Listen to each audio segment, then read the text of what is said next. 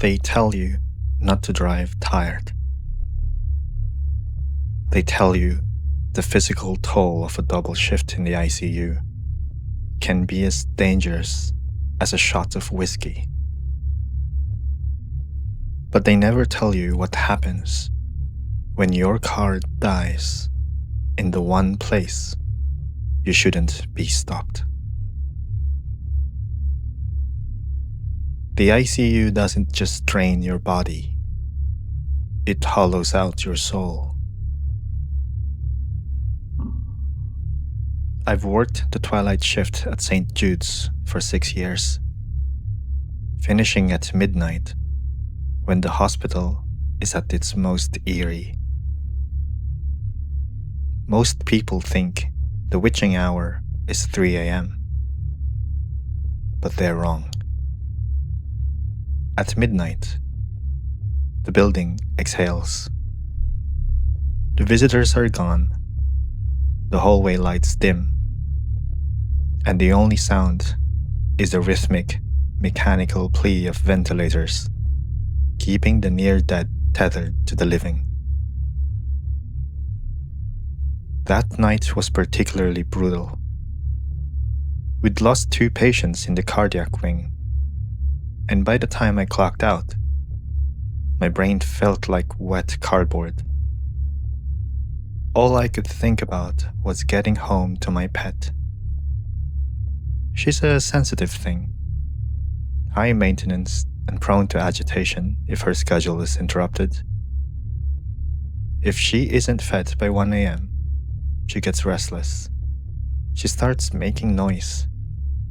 If she doesn't get what she wants, she starts breaking things. I threw my bag into the passenger seat and glanced at my phone. 2%? I'd left my lightning cable plugged into the wall in the break room. I cursed, but I didn't go back. I couldn't afford the extra 10 minutes. I had to get home. I took the Old Miller Road shortcut. It's a narrow ribbon of asphalt that cuts through the thickest part of the Pine Barrens. No streetlights, no houses, just miles of ancient trees that seem to lean in toward the road as if they're listening. I was pushing the speed limit, my mind on the basement, when my left calf cramped. A sharp, white-hot knot from 10 hours on my feet. I fumbled the downshift into a sharp bend, watched the clutch, and the engine gave a sickening metallic shudder before dying completely. The silence that followed was absolute. I sat in the dark, the ticking of the cooling engine, the only sound in the world. I tried the ignition. I tried again. The battery was fine, but I'd done something internal. I looked at my phone. 1%. The screen flickered once and went black. I was stranded in the dead zone. No cell service, no passing cars, and miles from the nearest house. I had a choice: stay in the locked safety of the car and wait for a morning tow, or hitchhike. If I stayed, my pet would go hungry. She'd get restless. She might even break something. The dilemma was eating me alive. When I saw the headlights in the rearview mirror, a silver sedan slowed down as it approached, its engine humming with a smoothness that made my dead car feel like a joke. The window glided down. The driver was a man in his 40s, clean-shaven, wearing a sensible fleece vest. He looked like the kind of man who volunteers at the library. He looked safe. "Need a hand?" he asked. His voice was a warm, practiced baritone. I looked at him, and for the first time in years, I felt a cold prickle of genuine dread. My instincts were screaming. It wasn't the way he looked. It was the way he sat. Too upright. Too still. My inner thoughts debated to trust this man or ignore him. "My car's dead," I said, my voice tight. "And I really need to go at home. I have a pet. She needs her medicine by 1 a.m. or she'll get sick." "I can't have that," the man said, offering a pitying smile. "Hop in. My name's Mark." As the silver sedan pulled away, the interior felt like a vacuum. It was immaculate, but beneath the new car scent, there was a sharp, medicinal tang. To most people, it would just smell clean. To me, it smelled like the industrial-grade enzymatic bleach we use at the hospital to scrub away organic proteins, blood, fluids. I leaned my head back, rubbing my shaking hands together. I let out a jagged breath, playing the part of the exhausted, terrified worker. In reality, I was watching his pupils in the dim glow of the dashboard. They were dilated to the edges of his irises, a total fight-or-flight response. He wasn't relaxed. He was hunting. We shared a bit of ourselves during the drive, and I stupidly told him my real name. "So, the ICU," Mark said, his eyes flicking to me in the mirror. "You must see some pretty gruesome things. People at their most vulnerable. It must be fascinating. The moment the light goes out." I stared out the window, watching the pines blur into a wall of black. "I just do my job, Mark. I try not to think about it." I noticed the door handle on my side. The lock pin was missing. Just a smooth, empty hole where the plastic tab should be. I felt a surge of cold sweat, my mind flashing to every news report of missing travelers. I noticed a rag draped over the center console, hiding the silhouette of something heavy and metallic. Then he missed the turn for the suburbs. He steered the car toward the old logging trails, the gravel beginning to ping against the undercarriage. "Wait," I whispered. "The turn was back there." "Shortcut," he replied. The librarian warmth was gone. His voice was flat.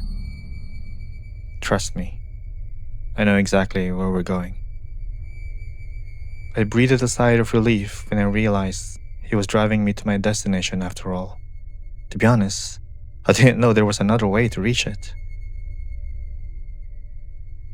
We pulled up to the cottage at 105. It was an isolated property at the end of a gravel drive, overgrown and dark. Mark didn't pull into the driveway. He stopped at the edge of the woods, keeping the engine idling. He didn't unlock the doors. "You're very calm, David," he said. He didn't turn to look at me yet. He just stared into the dark woods. I leaned back into the headrest and let my breathing slow down to a rhythmic, clinical crawl. The scared nurse was gone. "I've spent 10 years in the ICU, Mark," I said. "I've seen 1,000 men try to look brave while they were dying. You're doing the same thing." Mark's hands tightened on the steering wheel until his knuckles turned white. "Is that right?" "You missed the turn for the valley 10 miles ago," I continued. You've been checking your rearview mirror every 30 seconds, but you aren't looking for cops. You're looking at the rag on your console. You're wondering if you can reach it before I reach you. I turned my head slowly to look at him. I didn't look scared. I looked bored. The bleach in your vents, that's the wrong ratio, I said. It doesn't hide the copper. It just makes it smell like a dirty hospital wing. Mark finally turned to face me. His eyes were wide and fixed. He went to speak, to deny it, but the air was suddenly cut by a sound from outside.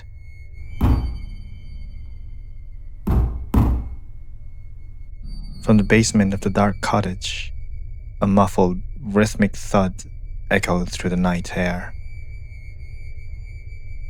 Mark's gaze flickered to the house, then back to me. The realization hit him like a physical blow. He wasn't the only one with a secret in the car. 1 a.m., I said, checking my watch. She's never been a fan of being late. I reached over and clicked the lock pin up myself. You're good, Mark, I said, opening the door. But you're loud. And you're sloppy. If you're going to come back here on Friday to try and reclaim your pride, bring something better than a tire iron.